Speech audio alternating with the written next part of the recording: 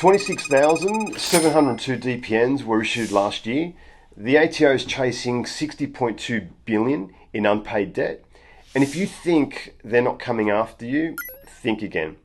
The biggest mistake business owners make when they get issued with DPN is run straight to a formal administrator. Most don't realize that by doing this, they actually lose control of their company, putting their personal assets at risk, and often get stuck in a far worse financial situation. But what if I told you there's a way to fight back and regain control, keep creditors outside of your restructuring process? G'day Aussie business legends, I'm Pickle Pete, and we rescue businesses drowning in ATO debt. We help directors negotiate, settle, and refinance personal debts that have come from company activities. We offer commercial debt refinancing that turns insolvency into an opportunity. On average, we save about $13,500 per month. So if you or your clients have received a DPN or are struggling with ATO debt, this video will save you thousands, maybe even your business. So why this matters right now: 26,702 directors' penalty notices were issued last year. The ATO is ramping up enforcement, and businesses that could have survived are being forced into liquidation. Many directors think that really they have no choice but entering formal negotiations, but this is a trap if they don't prepare correctly. I just want to touch on a few things. If multiple caveators have been put on your property, being your title, and you're trying to participate in the small business restructuring process, which effectively is a DOCA, if you've got large caveators also in your formal plan, they can either participate in the formal debt restructuring, or they may choose not to, which means that they're now securing their interest against your property.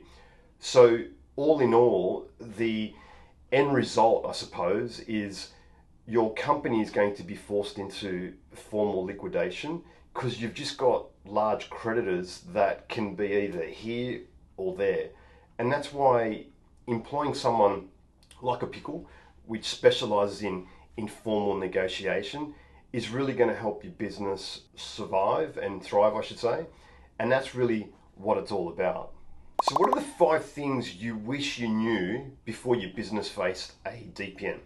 1, don't call a formal administrator. Speak to an informal negotiator like APICKLE. The moment you engage a formal insolvency practitioner, your options become limited. They may push you towards voluntary administration, which often results in losing control of your company. Instead, start with an informal negotiator like APICKLE who can restructure your debts before formal process is required. So imagine this: a business owner receives a DPN, panics, calls an administrator, and within weeks they've been told to liquidate. But if they'd spoken first to an informal negotiator like us, they could have refinanced their debts and regained control and avoided insolvency altogether. Number 2, use debt refinancing to pay out critical creditors before SBR or VA, and before entering into a small business restructuring, which is an SBR, voluntary administration. You need to stabilize your financial position so you can refinance your business debts, consolidating your tax obligations, super debts, and even your home loan to free up some cash flow. This makes you eligible for restructuring programs while keeping caveators and creditors out of the DOCA, being the formal agreement. Number 3, do not ignore super and your BAS lodgements. They determine your fate. So to qualify for an SBR, your business must be up to date with your BAS and your super guarantee contributions, your SGC. Your unpaid super is typically a major red flag, and you can disqualify from SBR eligibility, forcing liquidation.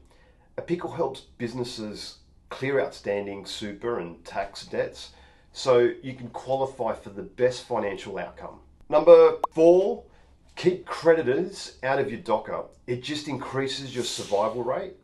If your company enters a small business restructuring, an SBR, or a deed of company arrangement, which is DOCA, all these fancy terms, creditors get the say in what happens next.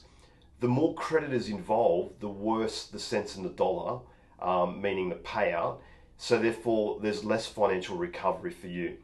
We need to negotiate with your KVTORs before you enter into a formal agreement so they don't become part of your DOCA. Think of it like this. If you owe 3 different KVTORs and you debt refinance all of them under the plan, your administrator has more negotiating power. If all 3 are left out of your formal plan, they'll fight their share and you'll walk away with less or nothing at all. Number 5, financial stability starts with the right negotiation strategy. Debt settlement isn't about reducing what you owe, it's about regaining control. See, we need to specialize in strengthening your property's title and create a favorable loan to value ratio before formal negotiations take place. This means just better restructuring terms, lower repayments, and a stronger business after the restructuring process takes place. What you need to know if your business or your clients' businesses have received a DPN. You have really one chance to get this right. So step number 1, speak to an informal negotiator like APICKL before engaging in formal administration.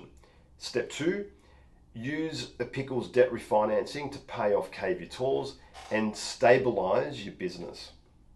Step 3, we will ensure your BAS, your super contributions are current to qualify for the best restructuring options. Step 4, negotiate smarter. Settle with your KVTORs before appointing a formal administrator. This will help you just achieve a better financial outcome. What are the biggest mistakes you're doing? Doing nothing. Thanks for watching Aussie Business Legends. But here's the thing, everything I've just told you is completely useless if you don't take action now. Check out this video, how Aussie SMEs are fighting back against insolvency in 2025. Click here to watch it now, like and subscribe, and click the bell. More Aussie businesses need to see this, really. And let's just turn financial distress into success. Drop a comment below. What's your biggest financial fear? And let's solve it together.